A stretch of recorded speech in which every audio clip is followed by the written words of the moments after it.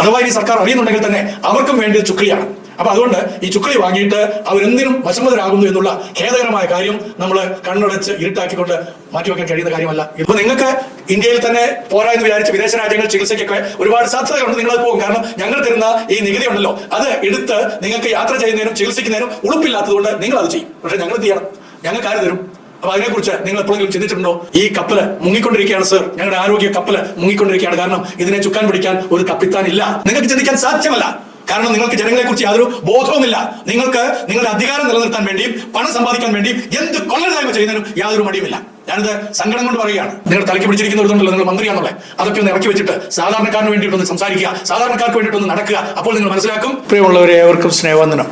കേരളത്തിൻ്റെ ആരോഗ്യ രംഗം മറ്റെല്ലാ സംസ്ഥാനങ്ങളെക്കാളും മുൻപന്തിയിലാണെന്നുള്ളത് നമുക്കറിയാം. മലയാളികൾ പൊതുവെ ശാരീരിക കാര്യങ്ങളിലും അതുപോലെ ഹൈജീനിക് കാര്യങ്ങളിലും വളരെ കൃത്യത പാലിക്കുന്ന ആളുകളാണ്.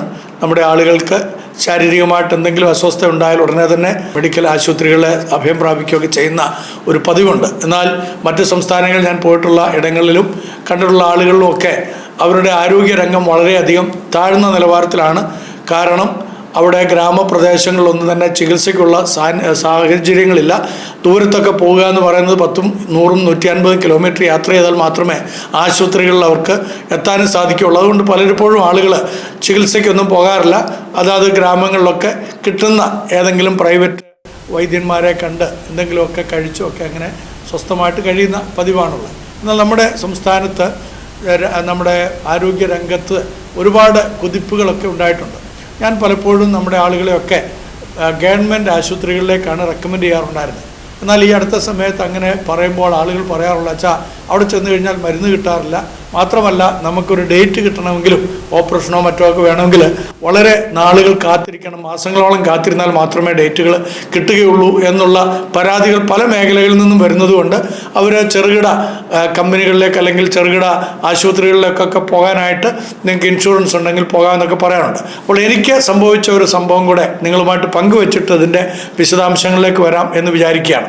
പ്രൈവറ്റ് ആയിട്ടുള്ള ഒരു ഇൻഷുറൻസ് ഉണ്ട്, അത് സ്റ്റാർ ഹെൽത്തിൻ്റെയാണ്. അപ്പോൾ ഞാൻ അവരെ വിളിച്ചു പറഞ്ഞു, എനിക്കിങ്ങനെ ഒരു ശാരീരിക പ്രശ്നമുണ്ട്, എൻ്റെ സ്നേഹിതന്മാർ വർക്ക് ചെയ്യുന്നതായിട്ടുള്ള ഒരു ഹോസ്പിറ്റൽ കോഴിക്കോടുണ്ട്, ഞാനവിടെ ട്രീറ്റ്മെൻറ്റ് എടുക്കുകയാണെങ്കിൽ അതിൻ്റെ ഇൻഷുറൻസ് എല്ലാം നിങ്ങൾ കവർ ചെയ്യുമോ എന്ന് ചോദിച്ചു.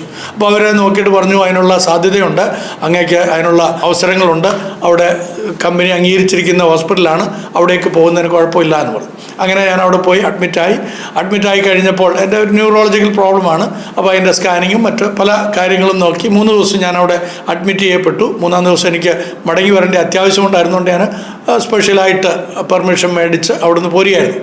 അപ്പോൾ എൻ്റെ ബില്ല് വന്നത് ചിന്തിക്കാൻ കഴിയുന്നതിനേക്കാളും അപ്പുറമായിട്ടുള്ളൊരു ബില്ല് വന്നു. അപ്പോൾ ഞാൻ കമ്പനിയുമായിട്ട് സംസാരിച്ചപ്പോൾ അവർ പറഞ്ഞു, ഞങ്ങൾ അത്രയും അഫോർഡ് അല്ല, ഞങ്ങൾ അത്രയും തരികയില്ല, അതുകൊണ്ട് ഇത്ര രൂപ മാത്രമേ തരികയുള്ളൂ. എൻ്റെ സ്നേഹിതൻ പിന്നെ എന്നെ അവിടുന്ന് പെട്ടെന്ന് തന്നെ ഞങ്ങൾ മേടിച്ചോളാം എന്ന് പറഞ്ഞ് വിട്ടതുകൊണ്ട് ഞാനെങ്കിൽ പോന്നു കഴിഞ്ഞപ്പോൾ ബില്ല് വന്നു.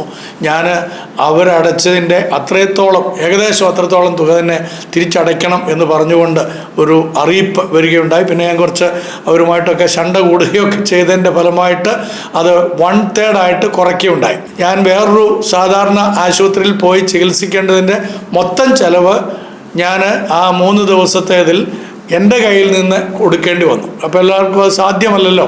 അപ്പോൾ അതൊരു വലിയ പ്രശ്നമാണ്. അപ്പോൾ ഞാനിതിനെക്കുറിച്ചൊരു അന്വേഷണം നടത്തി, എന്തുകൊണ്ടാണ് ഇങ്ങനെ ഈ ഒത്തുകളികൾ.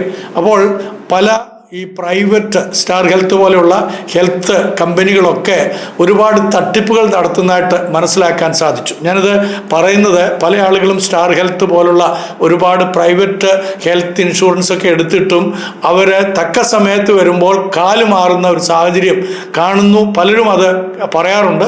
അതിൻ്റെ അടിസ്ഥാനത്തിലാണ് ഞാൻ പറയുന്നത്. ഇതിനെയൊക്കെ സർക്കാർ നിയന്ത്രിക്കേണ്ടുന്നതിൻ്റെ ഉത്തരവാദിത്വം കൂടിയാണ് ഞാൻ ഇതിൽ കൂടി ഓർപ്പിക്കുന്നത്. ഞാൻ കമ്പനികളെ കുറ്റപ്പെടുത്തുകയല്ല. അവരെ സംബന്ധിച്ചിടത്തോളം അവർ ഇതെല്ലാം തന്നെ പ്രൈവറ്റ് ലിമിറ്റഡ് കമ്പനികളാണ്, പ്രോഫിറ്റബിൾ കമ്പനികളാണ്. അവർക്ക് പണമുണ്ടാക്കുക, അത് ആളുകളെ കൊന്നിട്ടാണെങ്കിൽ പോലും അവർ കാശുണ്ടാക്കണം, അത് കോർപ്പറേറ്റുകളുടെ ഒരു അജണ്ടയാണ്. അപ്പോൾ അവരെ നമുക്ക് കുറ്റപ്പെടുത്താൻ കഴിയില്ല. പക്ഷേ അവരുടെ മേൽ നിയന്ത്രണമില്ലാതിരിക്കുന്ന സർക്കാരിനെ നമുക്ക് കുറ്റപ്പെടുത്തുവാൻ പൂർണ്ണ അധികാരമുണ്ട്. കാരണം നമ്മൾ തെരഞ്ഞെടുത്ത് വിടുന്ന അധികാരികൾ, സർക്കാർ എന്ന് വിളിക്കപ്പെടുന്ന ആ ആളുകൾ കൃത്യമായി മോണിറ്ററിംഗ് നടത്താതെയും കമ്പനികളെ കയറൂരി വിടുകയും ചെയ്യുന്നതിൻ്റെ അടിസ്ഥാനത്തിലാണ് ഇത്തരത്തിലുള്ള കൊള്ളലാഭങ്ങൾ സാധാരണക്കാരിൽ നിന്നൊക്കെ ഇവരെ അടിച്ചു മാറ്റിക്കൊണ്ടിരിക്കുന്നത്. അതിനെ ചോദ്യം ചെയ്യാനായിട്ട് ഇവിടെ ഒരു നിയമവ്യവസ്ഥയും ഇല്ല എന്നുള്ളതും കൂടെ സങ്കടപൂർവ്വം നിങ്ങളെ അറിയിക്കുകയാണ്. ഇത് പൊതുജനങ്ങൾ അറിഞ്ഞേ പറ്റുകയുള്ളൂ. ഇത്തരം കാര്യങ്ങൾ സർക്കാർ കണ്ണു തുറക്കാതെ ഇനി മുന്നോട്ട് പോകാൻ കഴിയുകയില്ല. കേരളത്തിലുടനീളമുള്ള പല ആശുപത്രികളും, ഇടത്തരം ആശുപത്രികളെല്ലാം തന്നെ ഇപ്പോൾ വിദേശ കമ്പനികളും പ്രൈവറ്റ് ഇക്വിറ്റി ഫണ്ടുകളുമൊക്കെ സ്വകാര്യ ആശുപത്രികൾ ഏറ്റെടുത്തിരിക്കുന്നു എന്നുള്ളത് എത്ര പേർക്കറിയാൻ സാധിക്കും? നമ്മുടെ ആരോഗ്യരംഗം ശക്തമാക്കാൻ വേണ്ടിയിട്ട്, ഉയർന്ന ആരോഗ്യ സൂചികകളൊക്കെ നമുക്കുണ്ടാക്കാൻ വേണ്ടിയിട്ടാണ് ആരോഗ്യ സാക്ഷരത, മെഡിക്കൽ ടൂറിസം, ധാരാളം മൾട്ടി സ്പെഷ്യാലിറ്റി ആശുപത്രികൾ വിദേശ നിക്ഷേപകർക്കും സ്വകാര്യ ഫണ്ടുകൾക്കും പ്രൈവറ്റ് ഇക്വിറ്റി അങ്ങനെ പല വിധത്തിലുള്ള ആകർഷണമായ കാര്യങ്ങളൊക്കെ ഇവിടെ വന്നിട്ടുണ്ടെന്നൊക്കെ നമ്മുടെ രാഷ്ട്രീയ പുങ്കുവന്മാർ വാതോരാതെ പറയുമ്പോൾ നമ്മളൊരു കാര്യം ഓർത്തോണം, ഇതൊന്നും തന്നെ ഇവിടുത്തെ സാധാരണപ്പെട്ട ആളുകൾക്ക് പ്രാപ്യമല്ല. മാത്രവുമല്ല, സാധാരണപ്പെട്ട ആളുകൾക്ക് ഇത് ഒരു കൊലപാതകങ്ങൾക്ക് തുല്യമായിട്ടുള്ള അനുഭവങ്ങൾ കൂടിയാണ്. അതിനെക്കുറിച്ച് സർക്കാർ ഗൗരവപൂർവ്വം ചിന്തിക്കണമെന്നുള്ളതാണ് സാധാരണക്കാരായിട്ടുള്ള ആളുകളുടെ പ്രതിനിധി എന്നുള്ള ഒരു വിധത്തിൽ എനിക്ക് നിങ്ങളോട് പങ്കുവെക്കാനായിട്ടുള്ളത്.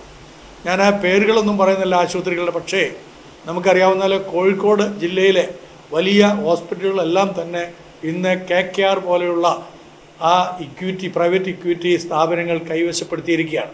അതുപോലെ ബ്ലാക്ക് സ്റ്റോൺ പോലുള്ള മറ്റൊരു ഗ്ലോബൽ ഫണ്ട് വേറെ ചില ഹെൽത്ത് ഇൻസ്റ്റിറ്റ്യൂഷൻസ് കൈവശപ്പെടുത്തിയിരിക്കുകയാണ്. ഇന്ത്യയിലെ കേരളത്തിലെ പ്രത്യേകിച്ച് കേരളത്തിലുള്ള എല്ലാ സിറ്റികളിലെയും വലിയ വലിയ ആശുപത്രികളൊക്കെ അവർ കൈവശപ്പെടുത്തിയിരിക്കുകയാണ്. അപ്പോൾ ഇന്ത്യയിലെ കോർപ്പറേറ്റ് ആശുപത്രികളുടെ വലിയൊരു വിഭാഗം ഇപ്പോൾ ഇത്തരം പ്രൈവറ്റ് ഇക്വിറ്റി ഫണ്ടുകളുടെ നിയന്ത്രണത്തിലേക്ക് നീങ്ങിക്കൊണ്ടിരിക്കുന്നു. അതിനെക്കുറിച്ച് സർക്കാർ അറിയുന്നുണ്ടോ എന്നെനിക്ക് അറിഞ്ഞുകൂടാ.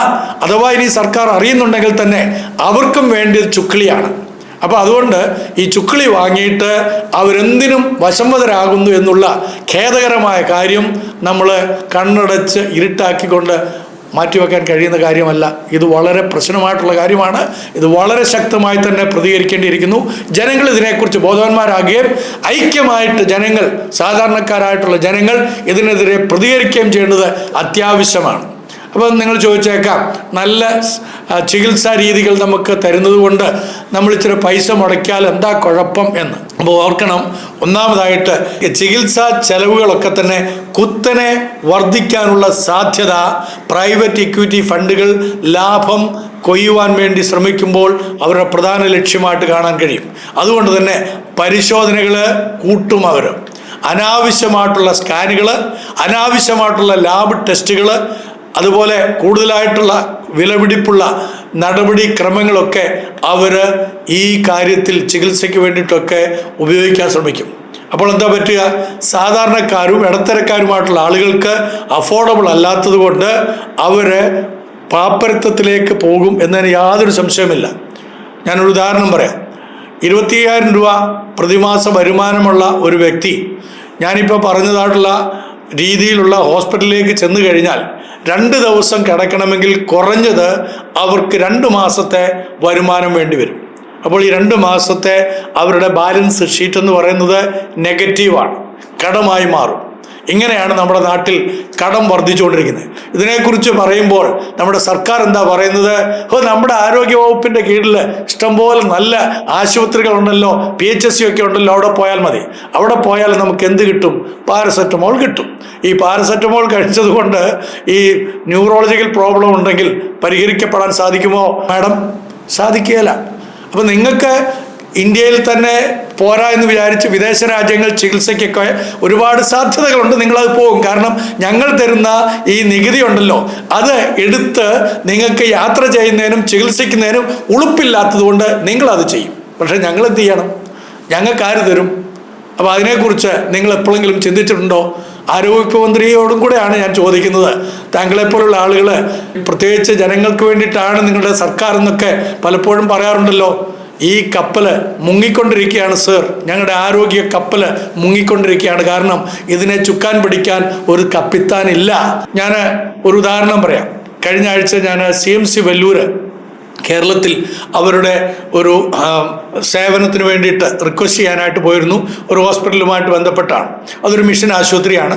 ആ മിഷൻ ആശുപത്രിയിൽ അവരുടെ ഓൺകോളജി ഡിപ്പാർട്ട്മെൻറ്റ് ആരംഭിക്കാൻ കഴിയുമോ എന്ന് അറിയാൻ വേണ്ടിയിട്ട് അവിടുത്തെ ബഹുമാനപ്പെട്ട അഡ്മിനിസ്ട്രേറ്റേഴ്സും അതേപോലെ തന്നെ ബർഷാറുമായിട്ടൊക്കെയാണ് ഞങ്ങൾ പോയത്. എൻ്റെ സ്നേഹിതനായ മിസ്റ്റർ തോമസ് മാത്യു സാറാണ് ഞങ്ങൾക്ക് അവിടെ അപ്പോയിൻമെൻറ്റ് വാങ്ങി തരികയും അങ്ങനെ ഞങ്ങൾ അവിടെ പോവുകയും ചെയ്തു. CMC വെല്ലൂർ ചെന്ന് കഴിഞ്ഞപ്പോഴാണ് ആരോഗ്യ മേഖലയിൽ എങ്ങനെയായിരിക്കണം സേവന ചിന്തകൾ ഉണ്ടാകേണ്ടത് എന്ന് കൃത്യമായിട്ട് മനസ്സിലാക്കാൻ സാധിച്ചത്.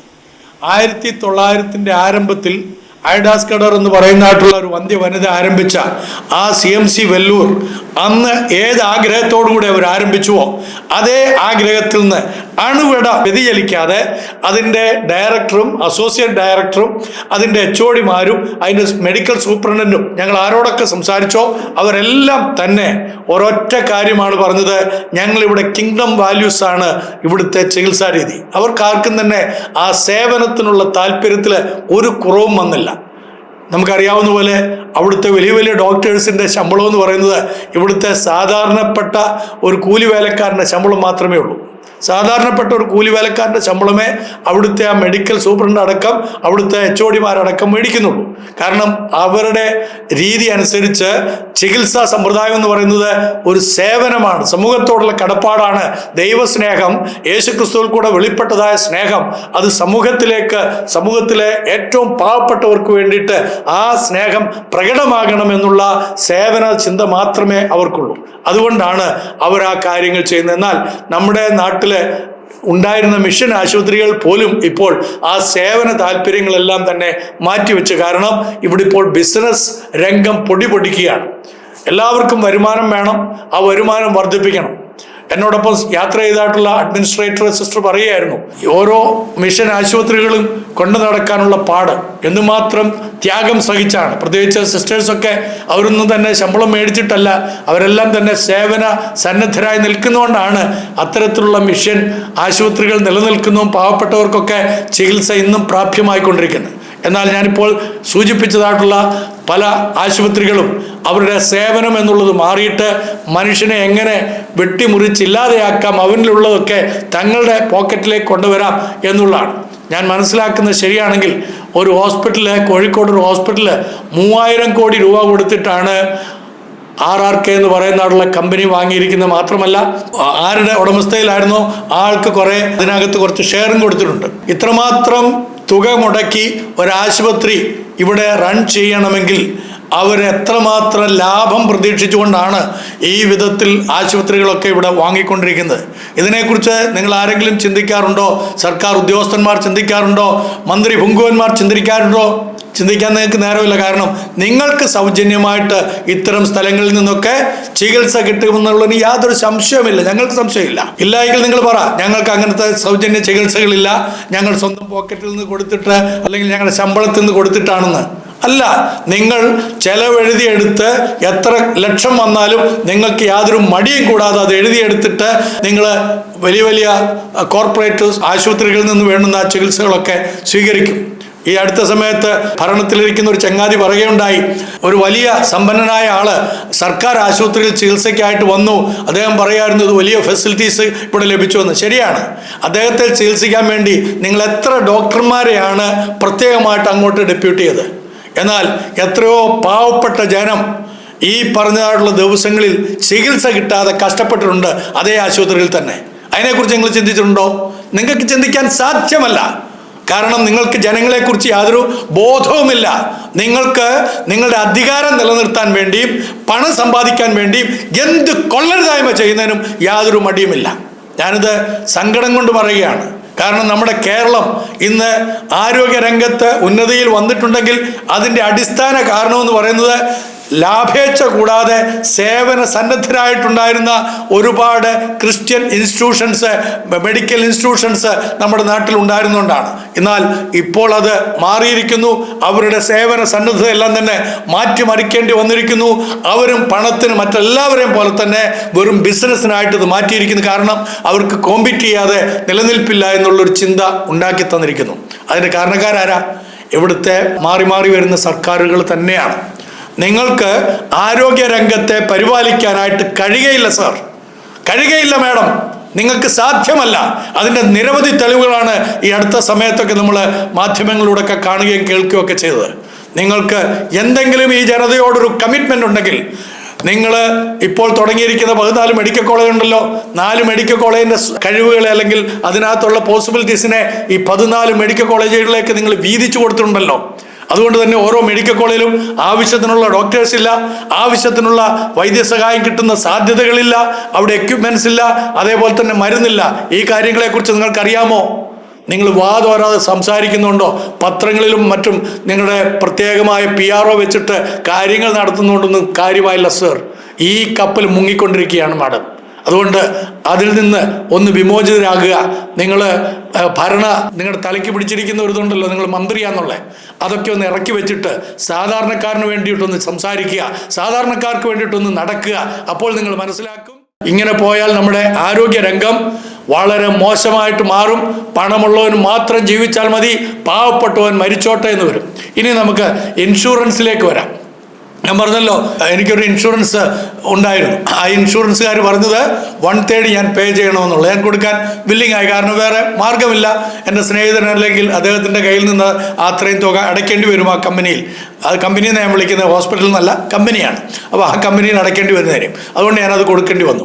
ഒരു കാര്യം ഓർക്കണം, ഈ ഇൻഷുറൻസുകാർ നമ്മുടെ നിന്ന് ഈ ഇൻഷുറൻസൊക്കെ ക്ലെയിമൊക്കെ വാങ്ങിക്കുമ്പോൾ, പോളിസി മേടിക്കുമ്പോൾ അവർ ചിരിച്ച് കാണിക്കുന്ന പോലെ അല്ല കാര്യത്തോടടുക്കുമ്പോൾ, അണ്ടിയോടടുക്കുമ്പോഴേ മാങ്ങയുടെ പുളി അറിയുള്ളൂ.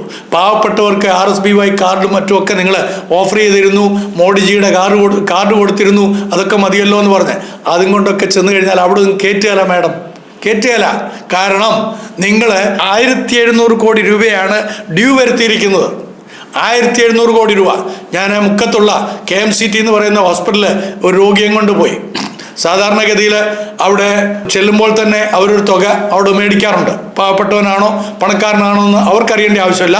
അവർ പറയും ഇത്ര രൂപ കെട്ടിവെച്ചാലേ ബാക്കി ഫർദറായിട്ടുള്ള ചികിത്സ ഉണ്ടാവുകയുള്ളൂ എന്ന് പറയും. അത് കൊടുക്കാൻ വില്ലിംഗ് ആയിട്ടുള്ളവർ അവിടെ കൊടുക്കും, ഇല്ലെങ്കിൽ അവിടുന്ന് ഡിസ്ചാർജ് ചെയ്ത് വാങ്ങിപ്പോകും. അപ്പോൾ ഒരു വ്യക്തിയെ അവിടെ കൊണ്ട് അഡ്മിറ്റാക്കി ഓപ്പറേഷന് വേണ്ടിയിട്ട് പിന്നീട് പറഞ്ഞു ഓപ്പറേഷൻ വേണ്ട. പക്ഷേ ബില്ല് വന്നപ്പോൾ 30,000 രൂപ. ഈ പാവപ്പെട്ട സ്ത്രീ എവിടുന്ന് കൊടുക്കും? നിങ്ങളൊന്ന് ആലോചിച്ച് നോക്കി. അവർ പറഞ്ഞു പൈസ തരാതെ ഇവിടുന്ന് വിടുകയില്ല. അങ്ങനെ നിങ്ങൾ ഇറങ്ങി പോവുകയാണെങ്കിൽ അല്ലെങ്കിൽ കൊണ്ടുപോവുകയാണെങ്കിൽ അവരുടെ മെഡിക്കൽ ഇൻഷുറൻസ് പിന്നെ മൊത്തത്തിൽ കട്ട് ചെയ്യും. RSBY കട്ട് ചെയ്യാൻ പറഞ്ഞാൽ അത് സമ്മതിക്കുകയുമില്ല. ഓപ്പറേഷന് വേണ്ടിയിട്ടാണ് അഡ്മിറ്റ് ചെയ്തത്, അതുകൊണ്ട് അത് നടക്കുകയില്ല. എങ്ങനെയുണ്ട്? അപ്പം ഇതേപോലെ കമ്പനികളായിട്ട് ഈ ആശുപത്രികൾ അധപ്പതിച്ചപ്പോൾ അവർ 1000 ഇറക്കിയാൽ 10,000 കൊയ്തെടുക്കാനായിട്ട് ശ്രമിക്കുമ്പോൾ ജനങ്ങൾ സംഘടിച്ച് ഇതിനെതിരെ വലിയ ശക്തമായി തന്നെ ഒന്നുകിൽ കോടതി ഇടപെടുത്തുക, അല്ലെങ്കിൽ ഈ ഭരണകൂടത്തിൻ്റെ കണ്ണ് തുറപ്പിക്കുന്ന വിധത്തിൽ നമ്മൾ സംസാരിച്ചേ പറ്റുകയുള്ളൂ.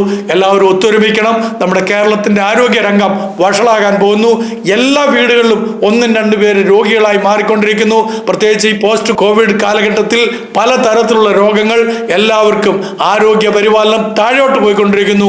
ഇവിടെ പുറമേ കാണിക്കുന്ന പോലെ അല്ല, ഉള്ളിൽ വളരെ ശൂന്യതയാണ്, ഉള്ളിൽ വളരെ വേദനയാണ്, മനുഷ്യനാകെ നിരാശയിലാണ്. ഇവിടെ അതിദാരിദ്ര്യത്തിൻ്റെ അങ്ങേയറ്റത്തെ അതിദാരിദ്ര്യത്തിലേക്ക് കൂപ്പുകുത്താൻ പോവുകയാണെന്നുള്ള ഒരു വലിയ താക്കീതും കൂടെ ഇവിടുത്തെ ഭരണപങ്കുവന്മാർക്ക് തന്നുകൊണ്ട് നിർത്തുന്നു. നന്ദി, നമസ്കാരം.